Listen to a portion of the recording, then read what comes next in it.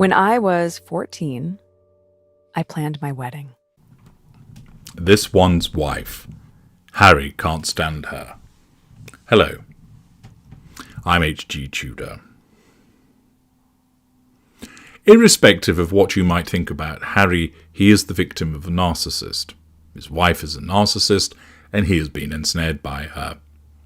As a combination of her manipulative wiles and his own emotional thinking, he has been caught up in the fog of confusion, unable to understand why she behaves the way that she does, why she's inconsistent in some of the ways that she behaves towards him and other people.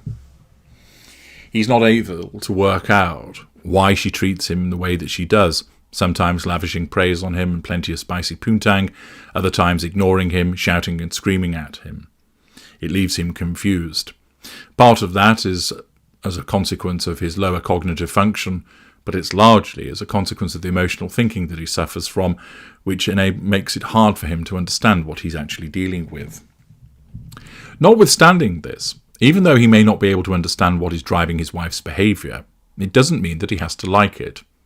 We all saw, for instance, how he looked less than pleased when she engaged in the disgusting faux curtsy in relation to his late grandmother. We have seen before where he's expressed displeasure when she kept turning around on the Buckingham Palace balcony, where he kept indicating for her to turn around, which of course she did not like. Harry has strong narcissistic traits, high levels of anger, resentment, defiance, argumentativeness, and they will come to the fore, especially when his own emotional empathy is eroded by an external stressor. The external stressor could be, for instance, alcohol, drugs, fatigue, financial concerns, illness, loneliness, pressure at work. Those are all factors which can impact upon a person to reduce their emotional empathy, with the consequence that they behave in a less civil or even downright unpleasant manner towards somebody else, even possibly occasioning physical violence upon another person. The most common external stressor when it comes to the narcissistic dynamic is abuse, whereby the victim of the narcissist, having been subjected to sustained and prolonged abuse, has their own emotional empathy withdrawn and reduced so that they end up fighting back as against the narcissist. Sometimes this can be by entering into a huge argument with the narcissist. In other instances, it might be standing one's ground and not giving in the way that one once did. In other instances, it might be walking off and no longer tolerating the tirade of the narcissist. In some instances, as I've just mentioned, it might even be resorting to physical violence. For Harry, there's doubtless been occasions where he has become sick and tired of his wife's behaviour. Not only the way that she treats him, but the way that she conducts herself in public, which is contrary to the way that he has been brought up. For all of his faults, Harry knows how you should conduct yourself when meeting people and going to events, and his wife's behaviour at times, often crass, in your face and unnecessary, undoubtedly will jar with him. Notwithstanding the number of times whereby she will suggest to him, "You're too uptight, Harry, it's better to be a hugger, we don't need to be like those distant white colonialists of your family. Instead, let's be warm, let's be of the people." Of course, that's all just a form of manipulation of both the people and of Harry to make him do what she wants. Irrespective of that, Harry ultimately will have instances where it becomes too much. And I'm about to show you an instance on the Columbia tour where his wife's interference once again irks him. There's just a flash of it, but it's certainly there that demonstrates that at certain times Harry simply can't stand her. Here comes the footage.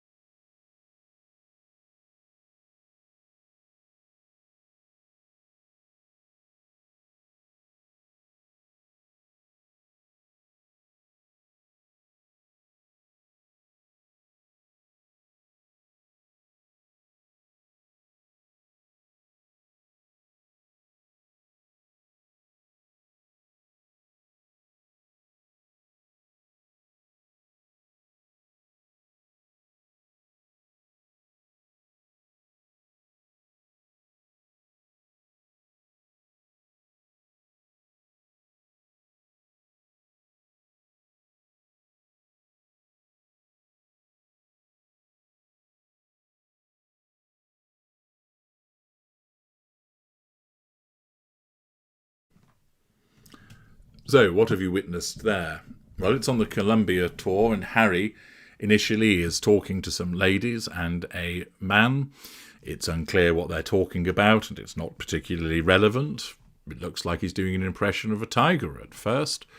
But this one's wife isn't involved in the conversation, and Harry, whilst it might be putting it a little bit steep to suggest that he's enjoying himself, he's certainly not displeased by the interaction that he's experiencing with these people. But then along comes the spider. And you'll have watched the footage slowed down and then slowed down even further to accentuate the point. This one's wife immediately interferes in the conversation. She interrupts. This is because of her sense of entitlement and her lack of boundary recognition. Once again, there is the direct physical assertion of control over Harry as she places a hand on his back. And as Harry turns, having been interrupted, and you will have seen this in the even more slowed down version, look at the expression on his face. He has a face like thunder. He doesn't say anything to her, but you can tell that he is particularly pissed off with the interruption and her barging her way in once again. She, of course, is oblivious to his reaction because she's not looking at him, and also she doesn't believe that she's doing anything wrong by interrupting because her narcissism tells her that it's appropriate for her to take such a step. Thus, she interrupts. Harry looks particularly cheesed off and then turns away. He gathers his composure once again for the purposes of a photograph as this one's wife sticks herself in the centre, as predictable enough, and fixes rictus grin. Harry looks about himself, smiling, and then notices that he's being filmed and gives a nod of acknowledgement to whoever is doing that. But the point is that you could see very clearly that moment, and it is only for a moment, that Harry has a face like thunder, that he cannot stand the way that she bosses him around in public. He knows that it's embarrassing and humiliating. He puts up with it, but there are instances where even he can't keep it hidden. And as you've just seen, he has the look of displeasure across his face as a consequence of yet another interruption and telling him where to stand from his wife. It might not be the case that he said anything more about it, but it is demonstrated by his response in that moment that he simply cannot stand the way that she treats him at times. This is a common response for the victim of the narcissist. Whether it means he'll go on to do anything about it remains to be seen. But it's demonstrative of the fact that even Harry can't keep his true feelings hidden in public when once again she orders him around, interrupting his conversations, making him feel like the spare. I'm H.G. Tudor. Thank you for watching.